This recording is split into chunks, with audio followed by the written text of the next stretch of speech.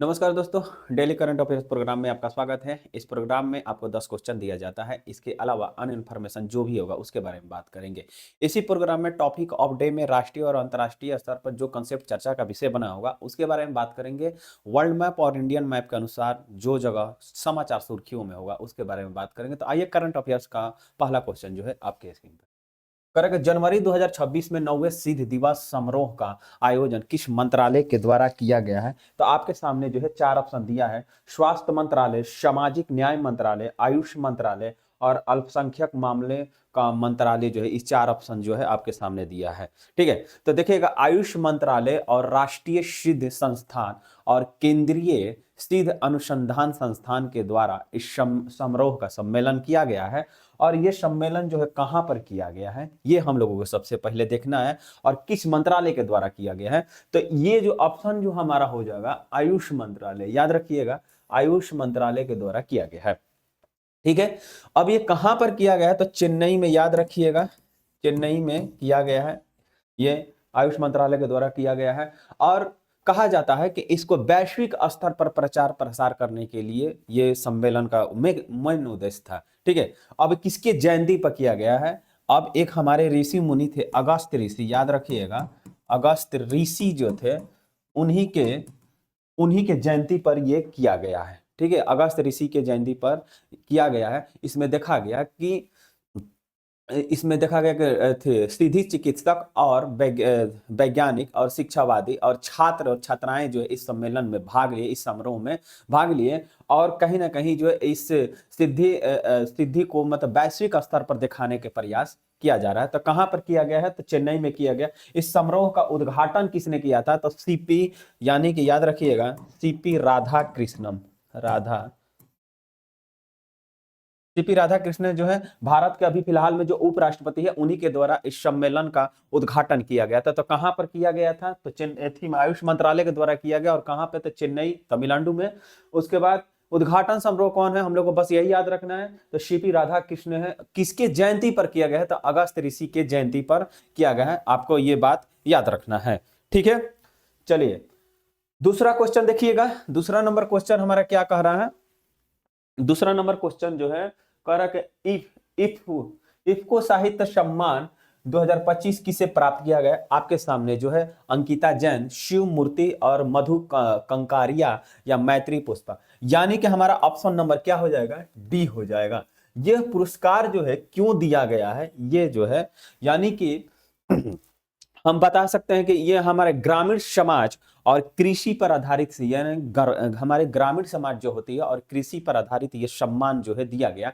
यानी कि ग्रामीण क्षेत्र में जो लोग जो होते हैं उनकी जीवन शैली क्या है, उनकी जीवन यापन क्या है, उनके रोजगार क्या है, क्या नहीं है, उनकी देख रेख और शैली पर यह पुरस्कार दिया गया है। और यह पुरस्कार कब से स्टार्ट किया गया है? तो 2011 से, याद रखिएगा, कब से शुरू किया गया है? तो इफ्को साहित्य सम्मान जो है ये 2011 से शुरू किया गया है। 2011 से ये पुरस्कार जो शुरू किया गया। इस पुरस्कार में आपको हम बता देते हैं कि 11 लाख रुपया राशि दिया जाता है। कितना रुपया दिया जाता है? तो 11 लाख जो है, 11 लाख रुपए की राशि दिया जाता है। तो ये जो है मैत्रेयी पुष्पा जो है इन्हीं के द्वारा ये सम्मान इनको प्राप्त हुआ है। और ये केवल हिंदी लेखकों को दिया जाता है, ये भी ये बात आपको याद रखना है। 2011 से ये सम्मान शुरू हुआ है। 11 लाख रुपया राशि दिया जाता और केवल हिंदी के जो लेखक होंगे उन्हीं को मिलेगा। किसको भाई? तो हिंदी के जो लेखक होंगे उन्हीं को मिलेगा। ठीक है, हिंदी के लेखक को यह पुरस्कार मिलेगा। आपको यह भी बात याद रखिएगा। इनकी पुरस्कार जो कुछ इनके द्वारा कृतियां लिखी गई है, थी वैसी वैसी वैसी की तैसी। ठीक है, वैसी की तैसी। और उसके बाद जो है इनके द्वारा एक और पुरस्कार, मैं से मां तक, मैं से मां तक, इनकी इनके द्वारा कुछ कृतियां लिखी गई हैं। ठीक है, उसके बाद देखा जाए बहेलिया, इन्हीं का पुस्तक है बहेलिया, इन्हीं के द्वारा लिखा गया। मोहल्ला सलीम बाग, मोहल्ला मोहल्ला जो है सलीम बाग, ठीक है, मोहल्ला सलीम बाग इन्हीं के द्वारा ये लिखी गई है, ये भी याद रखिएगा। चलिए, ऐसी के वैसी औरत इन्हीं के द्वारा लिखे गए, ऐसी के वैसी औरत इन्हीं के द्वारा ये पुस्तक लिखी गई है। ठीक है, तो ये किस में भाई दिया जाता है, तब बस आपको याद रखना है इतना, ग्रामीण समाज और कृषि पर आधारित ये सम्मान इनको दिया गया। कब दिया गया है? तो 2011 में, सॉरी 2011 से ये सम्मान शुरू हुआ, अभी इनको 2025 में मिला हुआ है। ठीक, चलिए आगे बढ़ते हैं हम लोग। तीसरा नंबर क्वेश्चन कर रहा है कि थैलेसीमिया से संबंधित एनीमिया के लिए पहली मौखिक चिकित्सा के रूप में यूएसए एफडीए द्वारा किस दवा को मंजूरी दे दी गई है? ये आपके सामने चार ऑप्शन है, मिटापिटवेट या डिफ्रेसिरेक्स या हाइड्रोक्सीरिया या थेलिडोमाइड। ये चार ऑप्शन है, इस चारों ऑप्शन में से आपको बताना है कि किसके द्वारा किया गया है। तो ये ऑप्शन नंबर क्या हो जाएगा हमारा, ये हो जाएगा। यानी कि हम कह सकते हैं इंडियन फार्मर्स फर्टिलाइजर और कोऑपरेटिव लिमिटेड के द्वारा ये जो है अमेरिका में है, और इसी के द्वारा क्या किया जाता है कि जो भी जो खाद्य पदार्थ, फास्ट फूड और खाद्य पदार्थ होते हैं उन पर इन्हीं के द्वारा देख रेख किया जाता है, और जो दवाएं जो जारी किया जाता है इन्हीं के द्वारा जारी किया जाता है। ठीक है, तो ये जो है मिट पीट वेट जो है ये दवा जारी किया गया है अभी फिलहाल में। थैलेसीमिया जो है एक अनुवांशिक बीमारी है, ये एक जन्मजात बीमारी है, जब एक ऐसी है कि इसमें खून का निर्माण नहीं हो पाता, यानी कि आरबीसी जो है, यानी कि खून के यानी एमीनिया की कमी हो जाती है, आरबीसी की कमी हो जाती है, जिसके चलते क्या होता है कि बच्चा जन्म लेता है, जन्म के तुरंत कुछ दिनों के बाद बच्चा मर जाता है। अगर जो वो बच्चा बच भी जाता है तो एनीमिया ग्रसित रहता है, तो ये आपको याद रखना है। तो फिलहाल जो ये दवाएं जो भारतवर्ष में उतनी नहीं मिल पाती थी, लोग ग्रसित हो जाते थे, अब जो कहीं ना कहीं ये दवा मिल गई है, अब ये चिकित्सा जगत में देखा जाए तो एक मील का पत्थर साबित हुआ है। तो बस आपको ये याद रखना है। तो ऑप्शन नंबर क्या हो जाएगा हमारा, ए हो जाएगा।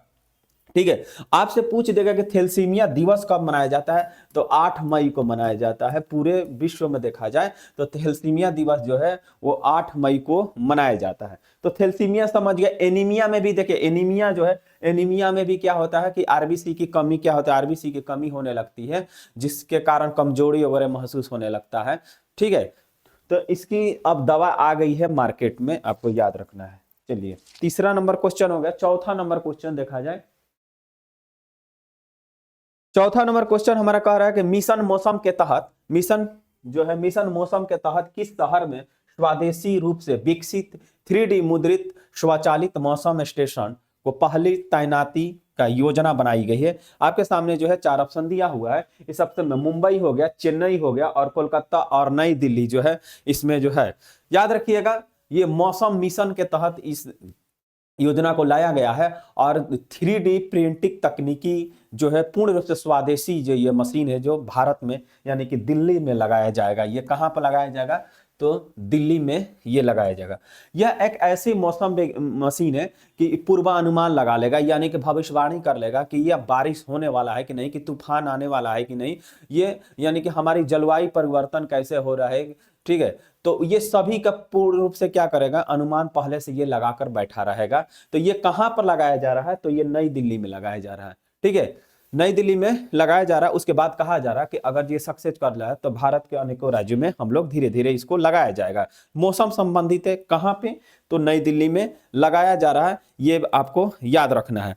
2000 करोड़ रुपए के लागत से ये मशीन लगाया गया, 2000 करोड़ रुपए के लागत से, याद रखिएगा 2000 करोड़ रुपए के लागत से इस मिशन को तैयार किया गया है, ये भी आपको याद रखना है। ठीक है, और ये तापमान, आर्द्रता, बर्फबारी, जलवायु परिवर्तन जो भी होता है उसको पूर्वानुमान पहले से लगा देगा। और एक बात खास ये है कि सौर ऊर्जा से चलने वाला है। किससे भाई, तो ये सौर ऊर्जा से चलने वाला है, सौर ऊर्जा से ये चलने वाला है। ठीक है, सौर ऊर्जा से चलने वाला है। तो कहां पे लगा है, तो नई दिल्ली में लगा हुआ है, याद रखिए।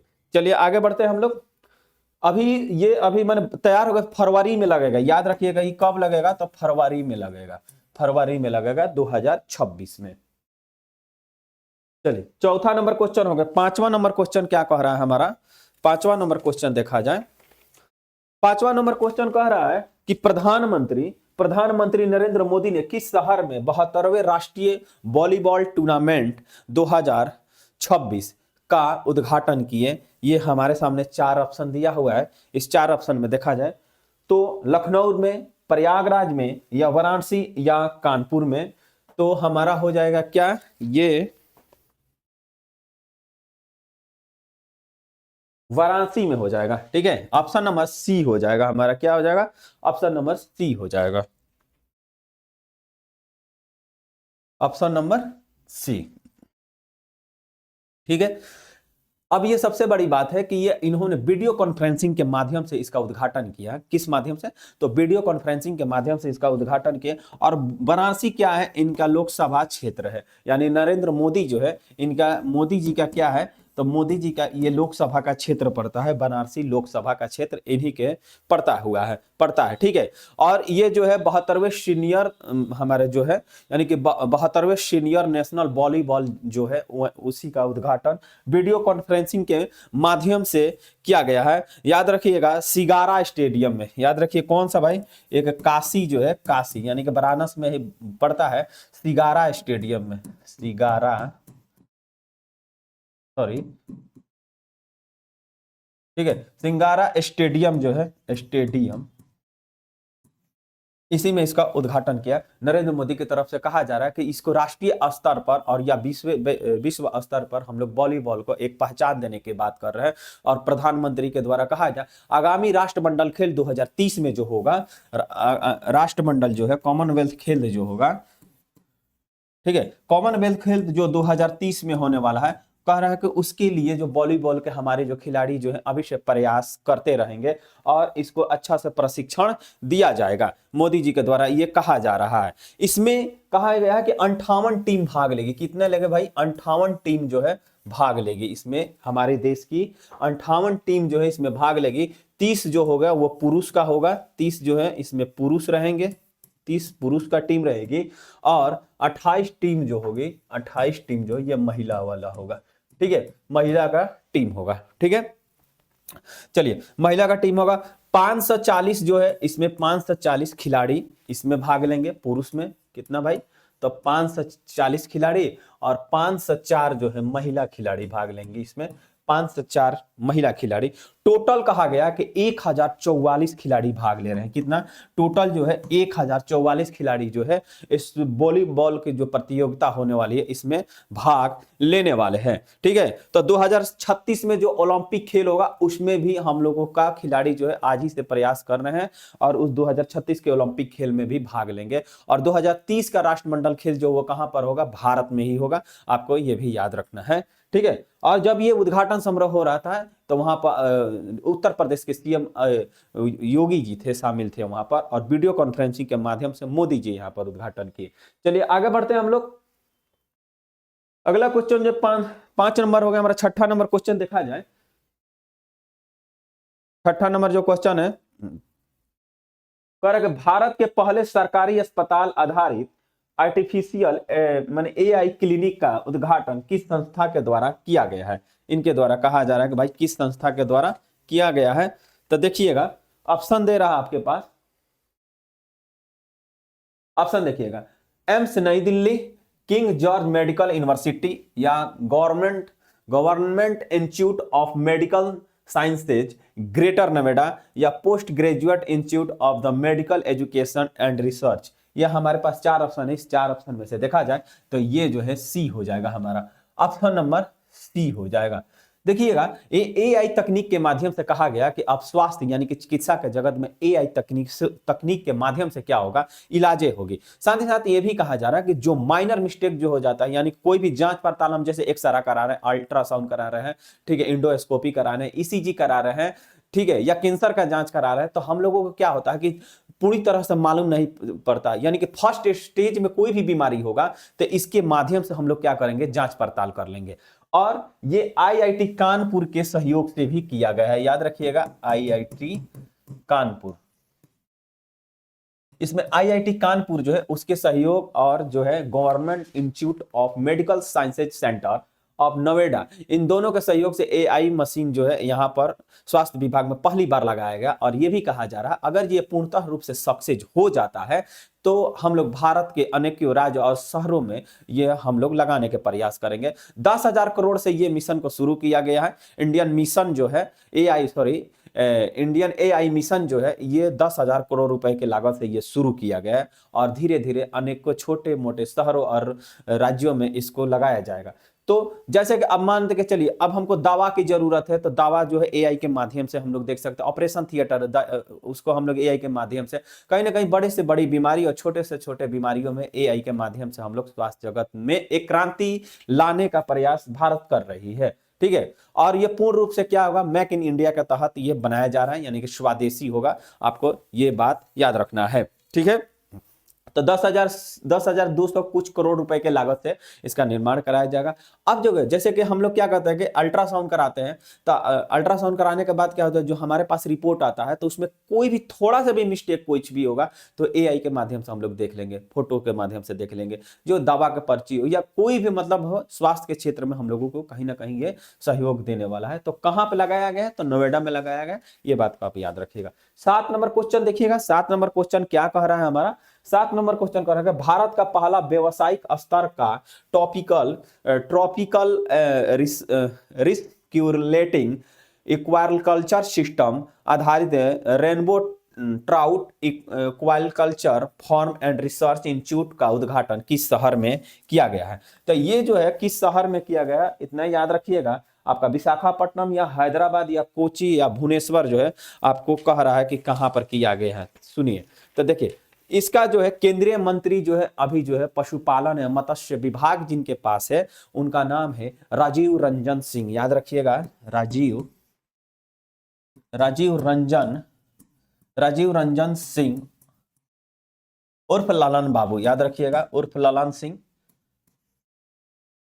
सिंह।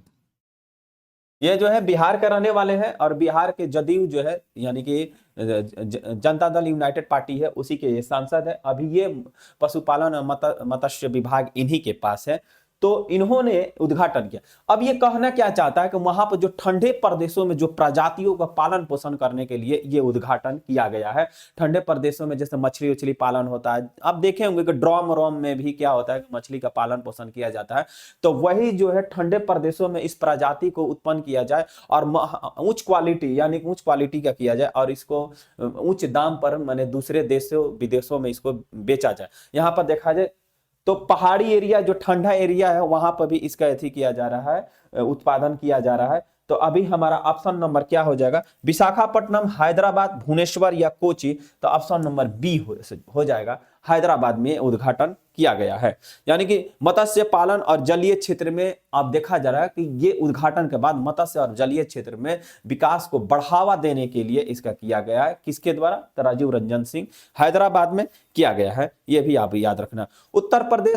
उत्तर प्रदेश जो है यानी कि यूपी हो गया, सॉरी उत्तराखंड जो है, हिमाचल प्रदेश है, ठीक है, जम्मू कश्मीर है, इस क्षेत्र में इसका जो है मतलब उत्पादन सबसे ज्यादा किया जा रहा है। लोग जो है इसमें रोजगार के क्षेत्र में देखा जाए तो सबसे ज्यादा लग रहे हैं। ठीक है, चलिए 8 नंबर क्वेश्चन देखते हैं हम लोग क्या कर। 8 नंबर क्वेश्चन हमारा क्या कह रहा है, 8 नंबर क्वेश्चन कह रहा है कि 2025 में किस भारतीय राज्य ने अब तक का सबसे ज्यादा अंगदान किया। ये कह रहा है कि वो कौन सा भारतीय जो है वो सबसे ज्यादा अंगदान किया है। तो ऑप्शन नंबर जो है कर्नाटक, तमिलनाडु और तेलंगाना और महाराष्ट्र। तो यहां पर देखा जाए ऑप्शन नंबर जो हमारा हो जाएगा तेलंगाना हो जाएगा, सॉरी तमिलनाडु हो जाएगा। ऑप्शन नंबर क्या हो जाएगा हमारा, सी हो जाएगा, यानी कि तेलंगाना। देखिएगा कोई भी व्यक्ति अगर जो मर जाता है, मरने के बाद क्या होता है कि उसकी अंग जो है जैसे कि कुछ अंग जैसे काम में आ जाते हैं तो हम लोग क्या करते हैं, लोग जला देता है। लेकिन यहाँ पर ये तमिलनाडु एक ऐसा राज्य है कि लोग यहाँ पर बढ़ चढ़ के भाग लेते हैं। कोई आंख दान कर दे, कोई लीवर दान कर दे रहा, कोई अपने हाथ को दान कर दे रहा, कोई टांग को। ये लोग जो है अपने, बहुत तो ऐसे लोग हैं जो जीवित समय में कि अंत समय जब रहता है तो वो लोग अंग दान कर देते हैं। ठीक है, तो ये देखा गया कि कौन सा राज्य जो है भाई अपना महारत हासिल करके बैठा हुआ है। तो ये जो है हमारा तमिलनाडु जो है ये बैठा हुआ है। उसके बाद देखेंगे कर्नाटक है, तेलंगाना है, ये लोग भी अपना मतलब रिकॉर्ड बना के बैठे हुए अंगदान में। तो अंगदान सबसे ज्यादा तमिलनाडु में। ठीक है, आगे बढ़ते हैं। 8वां 9 नंबर क्वेश्चन देखा जाए। 9 नंबर क्वेश्चन कह रहा है कि जनवरी 2026 में भारतीय महिला हॉकी टीम के मुख्य कोच के रूप में किसे नियुक्त किया गया है? तो आप देखिएगा हरेंद्र सिंह या सोजड मारीन या रोटेड रीला या वेल लेम्बॉर्ड, ये 4 ऑप्शन आपके सामने है। तो ऑप्शन नंबर क्या हो जाएगा हमारा? बी हो जाएगा, जोसेड मारीन जो है ये हमारे ऑप्शन हो जाए। देखिएगा ये जो है ये नीदरलैंड के हैं। कहां के भाई? तो नीदरलैंड के, ये नीदरलैंड के रहने वाले हैं। ठीक है, इससे पहले भी ये रह चुके हैं, यानी कि 2020 के ओलंपिक जो खेल हुआ था उस खेल में कहीं ना कहीं जो ये भारतीय महिला हॉकी टीम जो इसको टॉप 10 में जगह बनाए थे। टॉप 10 क्या, टॉप 5 हम कह सकते हैं, यानी कि ये चौथा स्थान दिलाए थे। कौन भाई? चौथा स्थान जो है इन्होंने दिलाया था। कौन सा भाई? 2020 का जो ओलंपिक खेल हुआ था उस ओलंपिक खेल में। लेकिन फिलहाल में कौन थे? हरेंद्र सिंह थे। हरेंद्र सिंह की जगह पर फिर से इनको बुलाया गया है और कहा गया है फिर से इन पर एक बार भरोसा जताएगा। और ये जो खिलाड़ी वगैरह जो इनके राहत भर में जो खिलाड़ी महिला हॉकी टीम के खेले थे तो उन्होंने अच्छा प्रदर्शन किया और कहीं ना कहीं ओलंपिक में जाकर टॉप 10 में आकर जगह बनाना एक सबसे बड़ी बात होती है। तो इनका नीदरलैंड के जो है रहने वाले इनका अहम भूमिका निभाई यहाँ पर देखा गया। फिर से हॉकी महिला टीम को कोच इनको बनाया गया है। आपको याद रखना किसके जगह पर? तो हरेंद्र सिंह जो है उनके जगह पर इनको कोच बनाया गया है। ठीक है, आगे चलते हैं हम लोग। चलिएगा, अभी फिलहाल ही में मतलब अभी आपको जनवरी से शुरू होने वाला है, यानी कि अंतर्राष्ट्रीय हॉकी महिला कप जो होने वाला है उसके लिए क्वालिफायर के लिए इनको हैदराबाद में शुरू होने वाला है। तो उसके लिए इनको अभी कोच फिलहाल में बनाया गया है। ठीक है, चलिए आगे बढ़ते हैं। किसके जगह पर? तो हरेंद्र सिंह के जगह पर इनको बनाया गया है, ये भी याद रखिएगा। चलिए 10 नंबर क्वेश्चन करता है कि हाल ही में सीमा सड़क संगठन बीआरओ के 29वें महानिदेशक के रूप में किसे नियुक्त किया गया या कार्यभार संभालने को दिया गया है? तो आपके सामने जो है ऑप्शन देखिएगा। ऑप्शन नंबर क्या हो जाएगा आपका?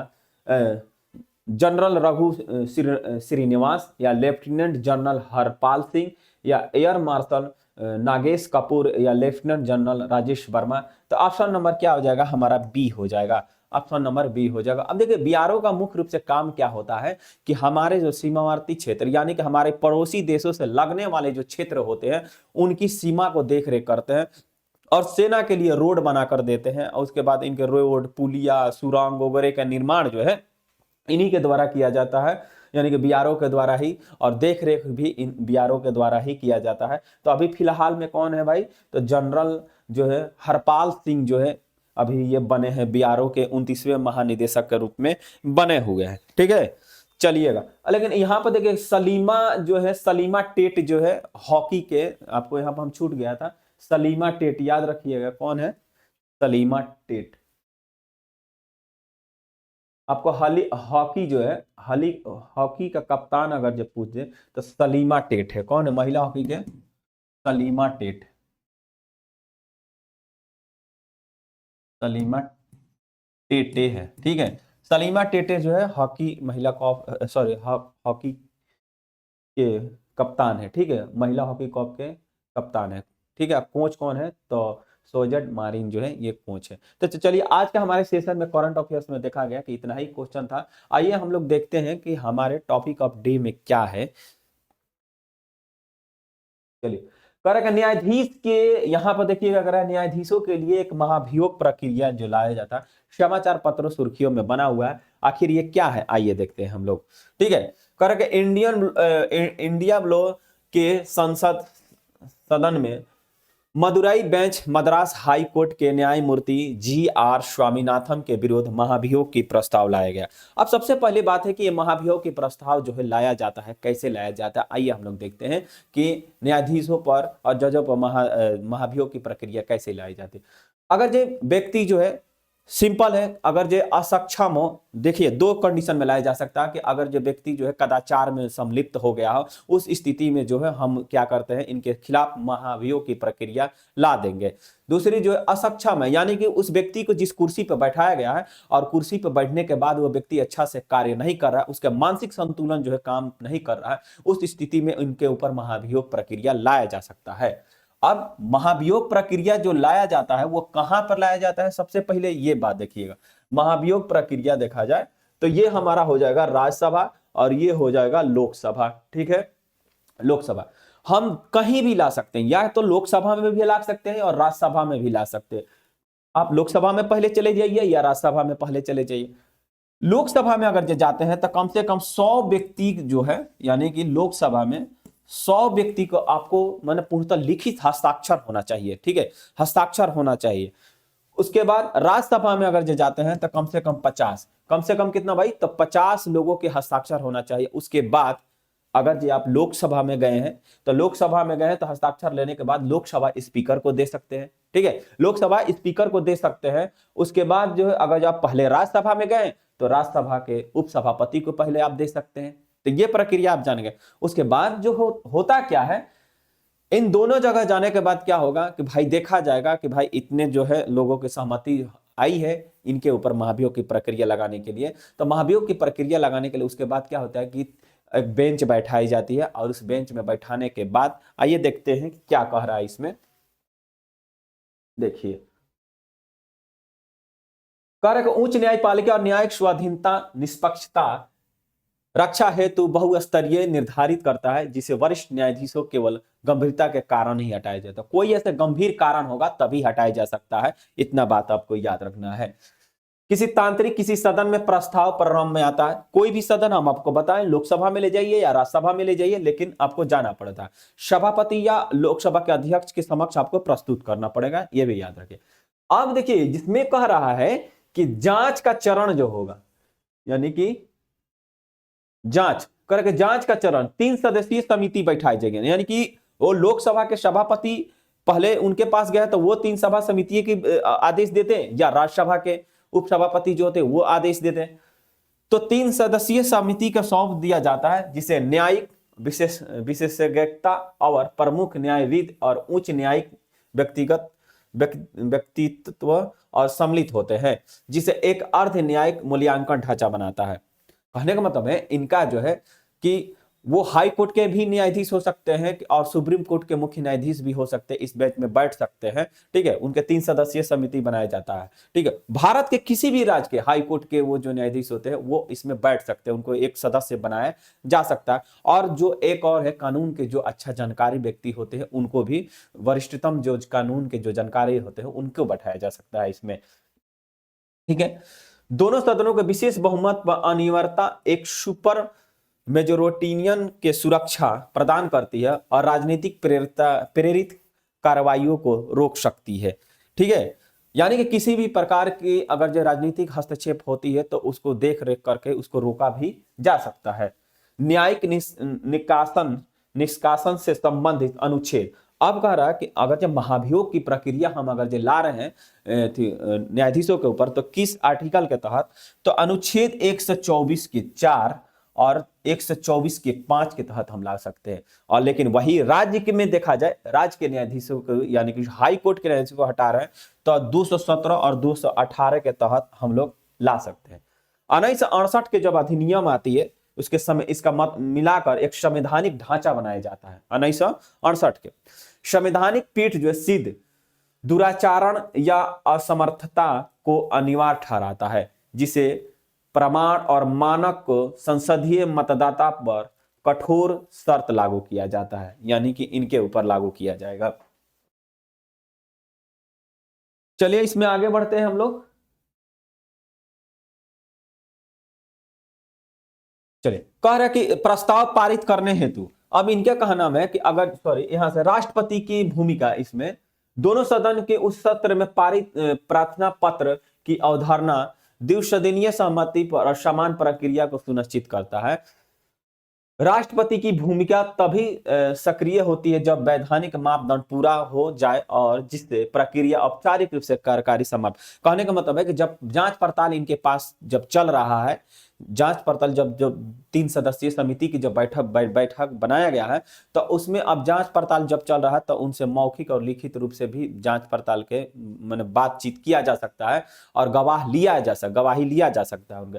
अगर जो किसी भी प्रकार के अगर जो अब पड़ गए कि हाँ नहीं ये साबित होते हैं, साबित हो जाते हैं कि नहीं इनके द्वारा कदाचार किया गया है और इनकी स्थिति सही नहीं है, ये सही से काम नहीं कर रहे हैं, तो इस स्थिति में इनको हटाया जा सकता है। तब ये भारत के राष्ट्रपति के पास जाएगा, ये याद रखना है आपको।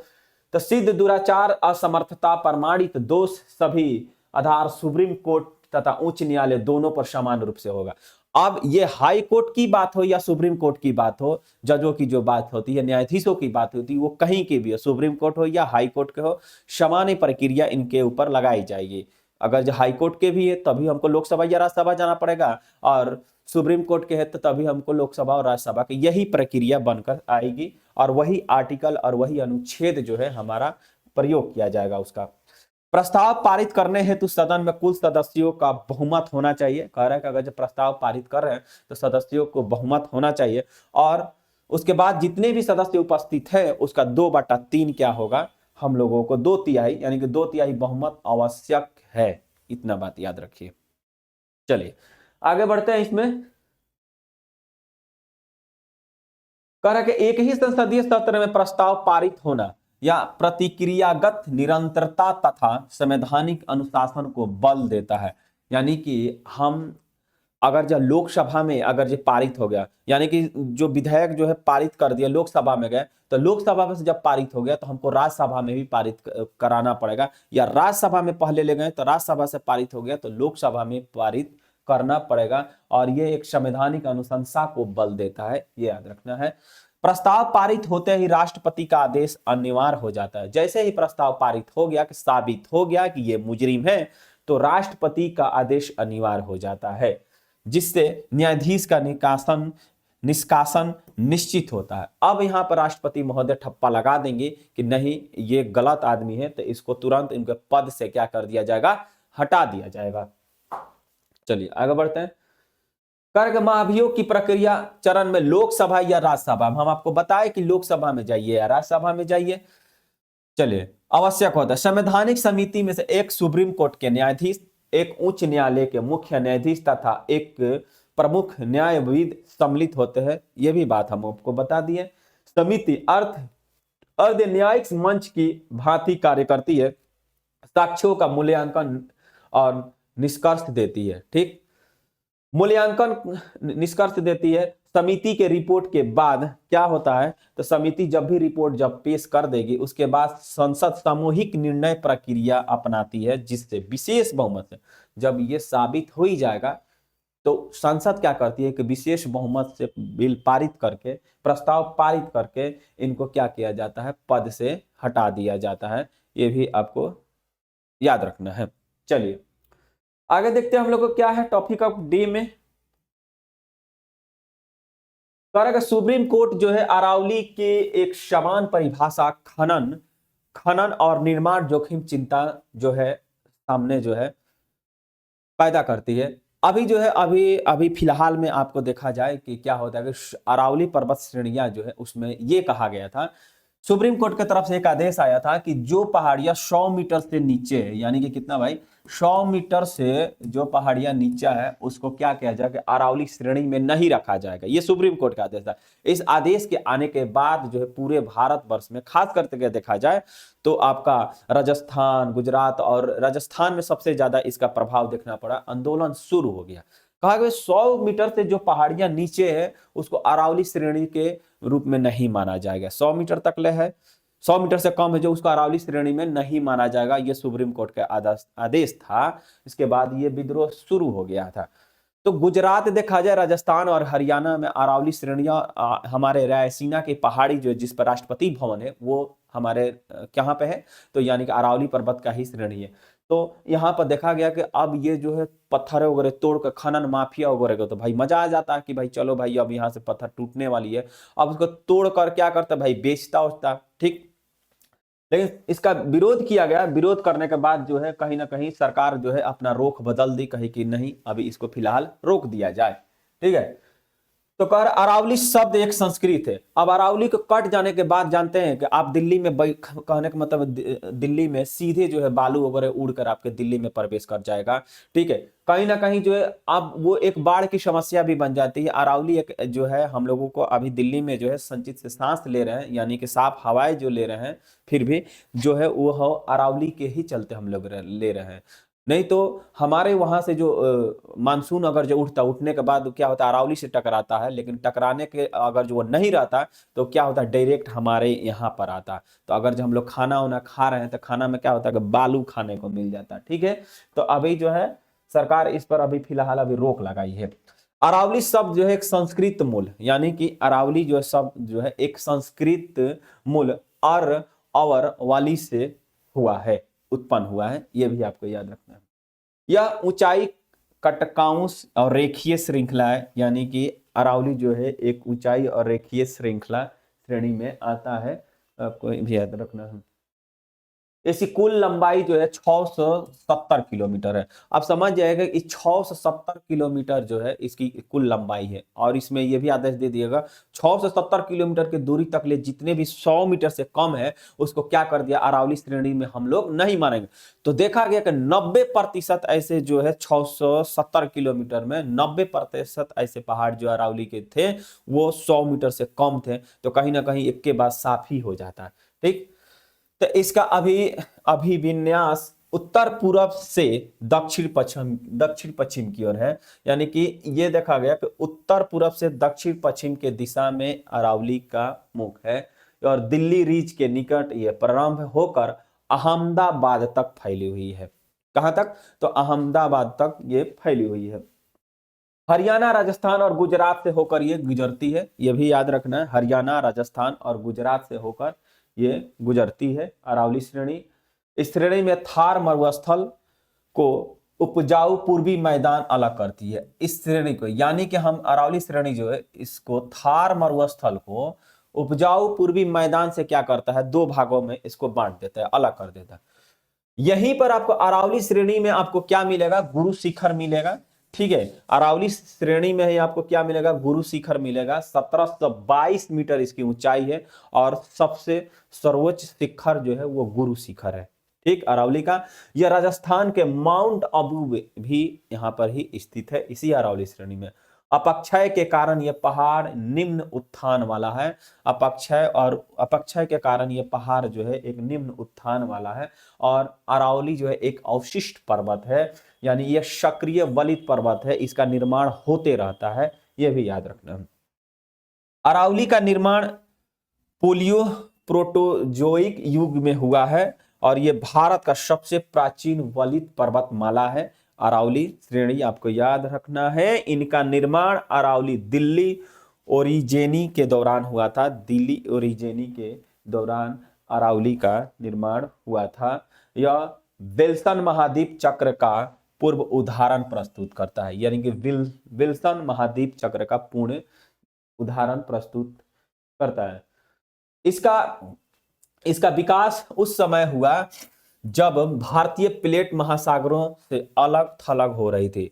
ठीक है, कब हो रही थी, तो भारतीय महासागरों से इसका विकास उस समय जब भारतीय महासागरों से प्लेट जो है इधर उधर माने एक दूसरे भाग से जा रही थी, तब हुआ था।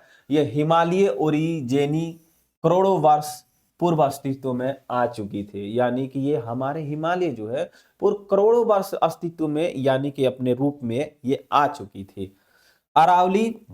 अरावली बेल्ट भारतीय शील्ड का एक भाग है। अरावली बेल्ट जो है एक भारतीय शील्ड का भाग है। यहाँ पर मरवार क्रेटन और बुंदेलखंड क्रेटन जो है आपस में आकर जुड़ जाती है। ये क्रेटन भारत के 5 प्रमुख क्रेटनों में शामिल है। क्रेटन स्थिर महाद्वीप कोर होते हैं जिसमें से न्यूनतम विकृति होती है और इसकी पूर्वी सीमा ग्रेट बाउंड्री फॉल्ट द्वारा जोड़ी जाती है।